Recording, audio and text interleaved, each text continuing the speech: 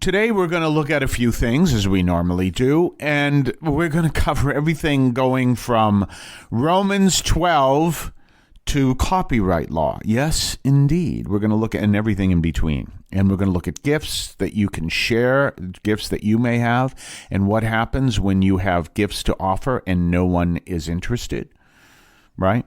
We'll talk about all that. So in any case, today is the first reading comes from Romans 12. That's I think it's my favorite chapter in the Bible. And obviously we're still in Romans. And in Romans 12, I call it the Christian desiderata. Now, if you don't know what the desiderata is, DESIDEARATA. Let's make sure I spelled that correctly. Yes. DISIDERATA. Desiderata. It's the Christian desiderata is what I call it. And what is the desiderata? It's kind of a mythical poem. Originally had this kind of mythic history to it, and turns out the history wasn't true. Where that history story comes from, I don't know. But it was originally believed that it was found on a wall, and it was originally written in the 16th century or the 17th century, and somewhere found someplace and whatever. Found in the 19th century on the wall that was, whatever. But it turns out it was written by a man by the name of Max Ehrmann, Ehrmann, in 1927, which means, by the way, the poem is in the public domain. You may or may not know that copyright law changed in 1930. So there are certain rules that follow copyrights after 1930, and there are certain rules that follow copyrights before 1930. A good example of this, by the way, is how this all works, is Steamboat Willie on January 1st, 2024, became in the public domain. And that's a fascinating story because there is no organization that I know of, that doesn't mean they don't exist, that I know of that is more protective of its copyrights and its properties than Disney. Yes, indeed. Yes. And as a matter of fact, I think I read somewhere that some copyright law changed because Disney, lobbied for it to change. But in any case, yes. So Disney now, Steamboat Willie, which was the very first cartoon put out by Walt Disney, is now and has been for almost 2 years in the public domain, because copyrights expire depending on when they were done. So it is now expired. The desiderata is, and when they're expired, that means they go into the public domain. Then you don't have to, I don't know this part as well, so you have to check with your copyright lawyer if you happen to have one. You don't have to pay royalties if you use it, or you don't have, it's now in the public domain. I think, like, for example, if I were to use Steamboat Willie in a cartoon that would be detrimental to Disney, I think they would still have a right to sue me because I was giving. Now, I could be wrong on this. I'm just guessing, because this is something that is connected to their company, and we have nothing to do with that attitude. Whatever it would be, I'm not sure, but do know that. So it's now in the public domain. In case you didn't know, if you create a work, regardless of what it is, and you create this work, and it is by default copyrighted. You'd have to prove it, but it is by default copyrighted. Anything that you create is your work, and it is by default copyrighted. Now, if you want to actually file for a copyright, you can do that, and there's a charge. You can do it through the government, and you get from the Copyright Office, I believe, and you get your official copyright. But if you can prove that you created this work, then you own the copyright to that work. So technically, now I'll tell you a little story there about that. Technically, anything I say here is copyrighted by me. I had a situation once where someone used my words to attack someone, and that other person attacked them, and they came looking for me. This, can you help me? Can you help me? And I never responded to the person. Said, you should have talked to me first before you started using my words in that way. Sorry, that's the way it goes. So, just have a little courtesy there. So you do understand that there are certain rights that you have in copyrights automatically when you write something. So that's all part of this. Well, so the Desiderata is now in the public domain, and I'm not going to read it. I could easily, but you can find it at desiderata.com, DESIDERATA.com, among many other places. But another place you may want to look at, and this is when I first heard of this, go to YouTube and look up Les Crane Desiderata. You can also find Child of the Universe, 1971. That's where I first heard of the Desiderata, because it was a top 40 hit in the 1970s. And, I remember, this is wonderful. This is so, and we all loved it, by the way. But that's where it comes from. That's where I first heard of it. And it originally, and that's when the whole mythology came. We first heard of the mythology and then found out later it was written in 1927. So, all that to say that a Christian version of the Desiderata, or maybe I should say a secular version of Romans 12, is the Desiderata. Christian understanding is Romans 12. What a wonderful, wonderful instruction. And it's a beautiful instruction that really just tells us how to live the Christian life. Now, today's first reading is an excerpt. And one of the things it talks about is using your gifts Paul commands you, use your gifts, exercise them, and you were given to them by God, exercising them in order to serve Christ. Now, there's something you may find interesting in this. You may have gifts, and you may go to the church and say, hey, I can do this. I have a gift to do this. And the church may say, no, thank you. Okay? And then you get disappointed. I have this gift. The church not interested. Not an uncommon act, by the way. Let it go. Let it go. Right? Because all that means is you should use your gifts elsewhere. And then if the church says, well, why didn't you come to us? I did. And you said, no, see you later. Because you have powerful gifts to use, then go ahead and use them. Practice your Catholic faith and use them, and the Lord will bless them in another venue. I'll give you a classic example. Take an artist, someone who makes beautiful art. Maybe he's a little eccentric. Well, as many artists are.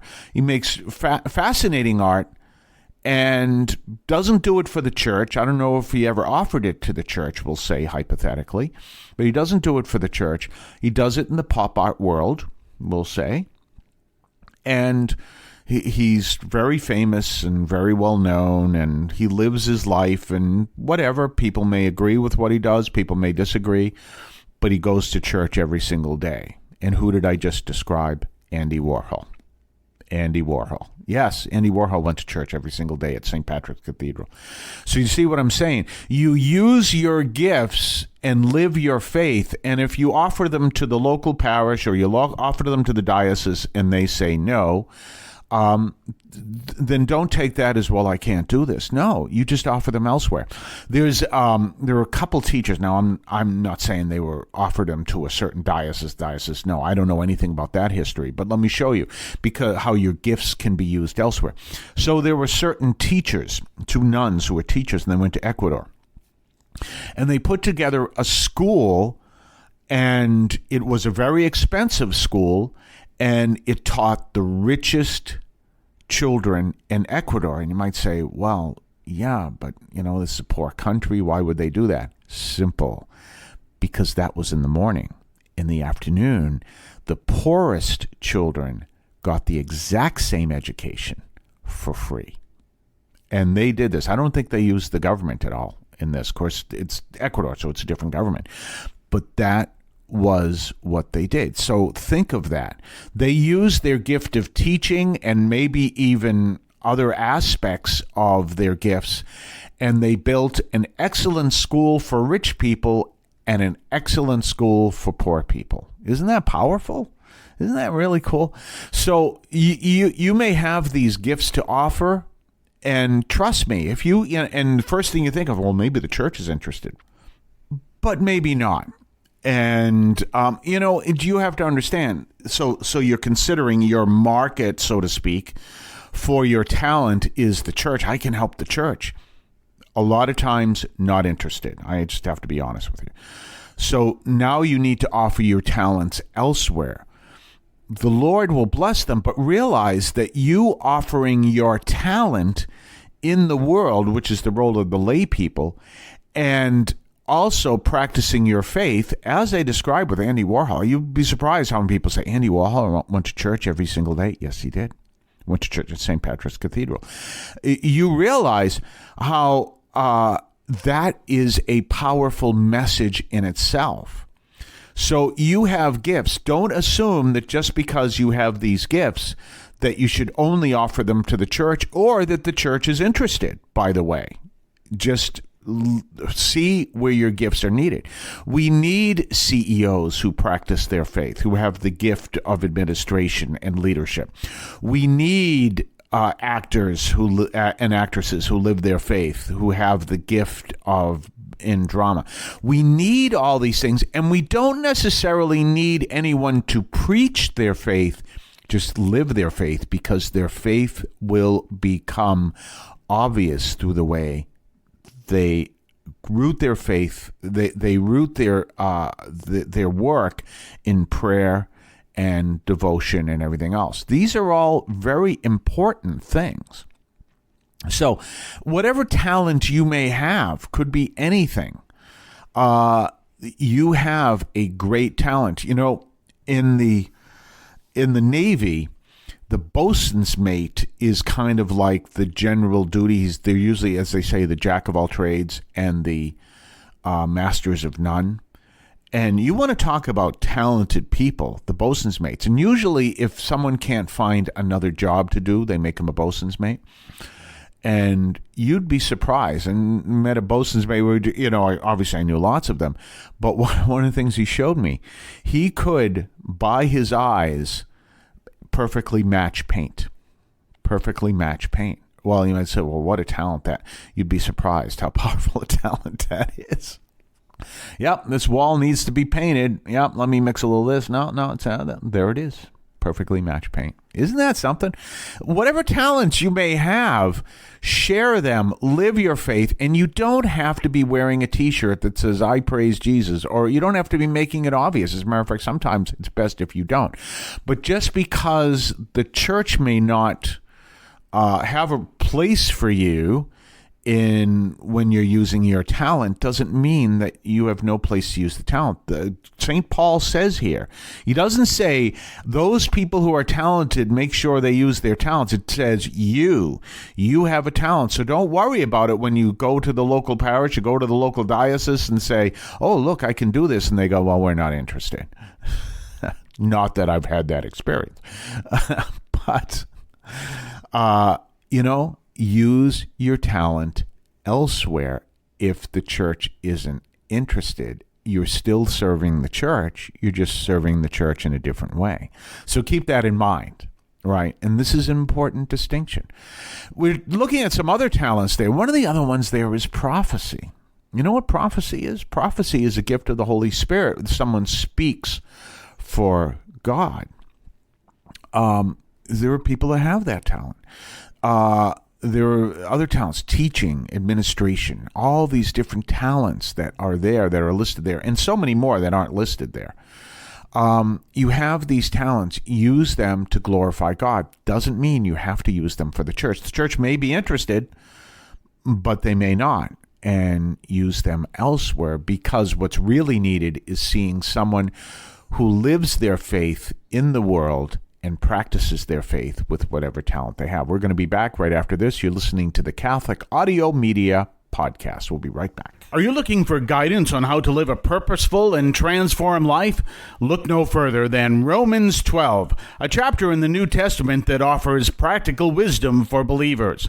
Romans 12 begins with a powerful call to offer our bodies as living sacrifices to God, urging us to renew our minds and align them with His will. This chapter highlights the importance of humility, using our gifts for the benefit of others, and exercising genuine love. It teaches us to be diligent in serving the Lord, rejoicing in hope, persevering in tribulation, and being devoted to prayer. But it doesn't stop there. Romans 12 also teaches us to live in harmony with others, extending kindness and hospitality even to our enemies. It urges us to overcome evil with good and leave vengeance to God. So if you're seeking guidance on how to live a life of love, humility, and service, dive into Romans 12. Let its practical wisdom transform your life. Romans 12, a chapter that offers a roadmap to living a purposeful and transformed Christian life. Available now in the New Testament. Get your copy today. Don't forget to subscribe to us on Patreon. Patreon.com/Catholic Audio Media. Patreon.com/Catholic Audio Media. Check us out. Check what we have to offer. Previews of upcoming podcasts. Previews of upcoming columns over at catholicaudiomedia.substack.com.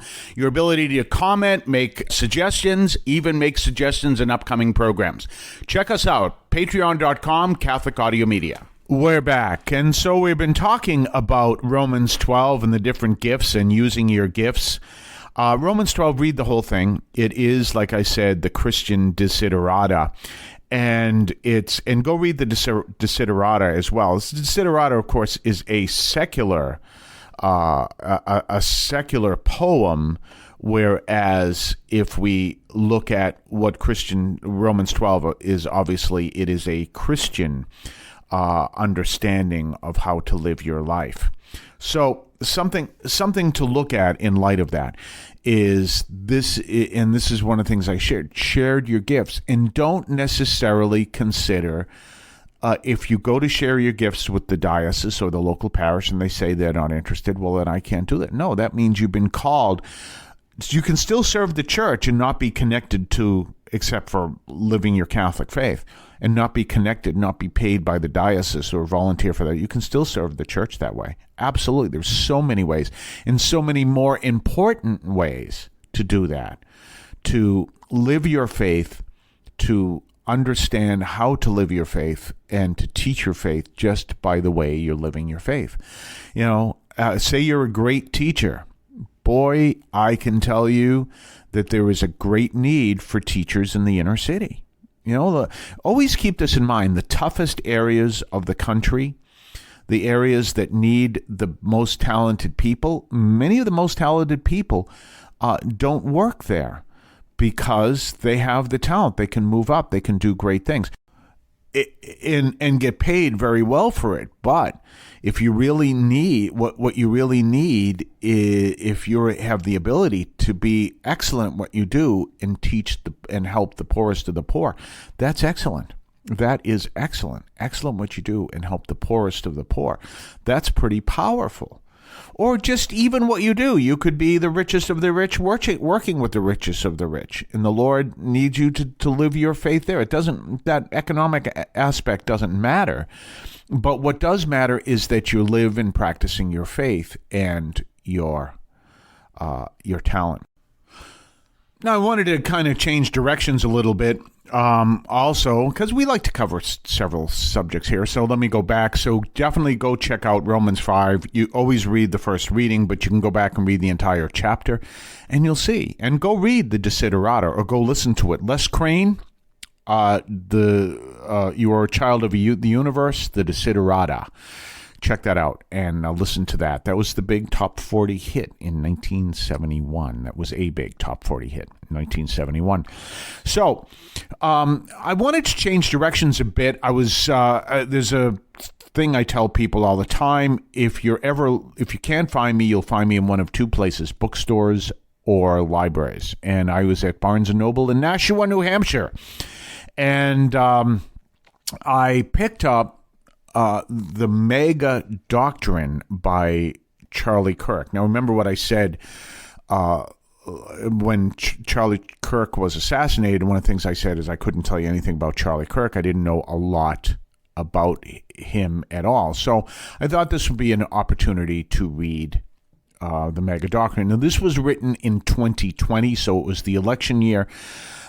When it was Joe Biden versus Donald Trump, and there was the issue that, of course, Joe Biden became the president.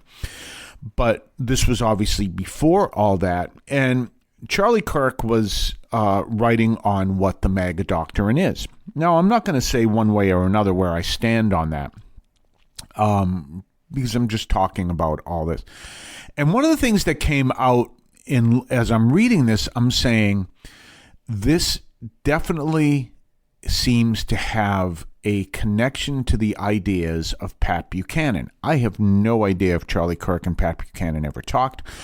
But if you go back and look at Pat Buchanan's writings and you go back and look at his presidential candidacy, I think it was in the year 2000, Pat Buchanan was kind of an outside candidate, which is always, those are the candidates I always look for. I don't never look for the mainstream guys.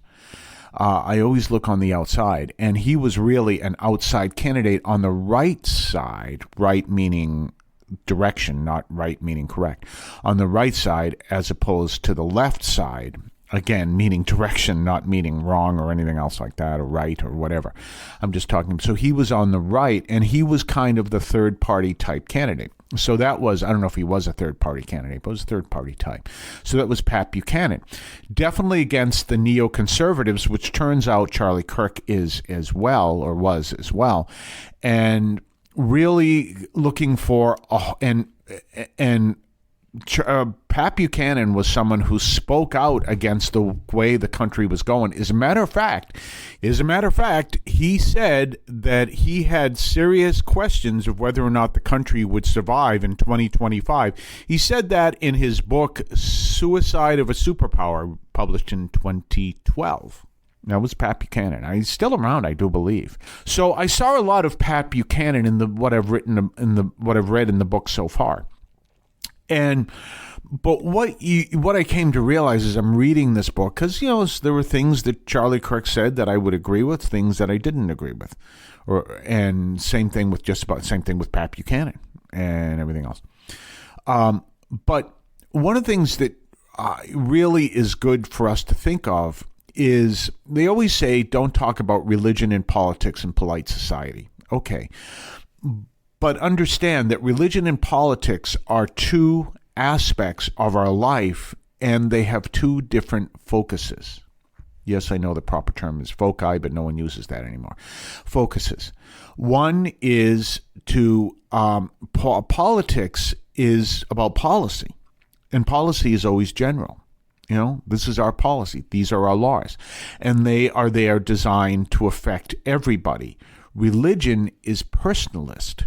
And yes, it is there to affect everyone, but then we address it on a personal level. So remember that John Paul II was a personalist, and his whole thing was focused on religion, not individualist. That's rather different, but how we take the profound truths of the universe as created by God, however we want to understand that, and translate that into how we live each of our individual lives. And we can see an example at the very beginning. You have gifts, and how do you use your gifts in your individual world, not that we believe in individualism, because we don't, in service to the entire community.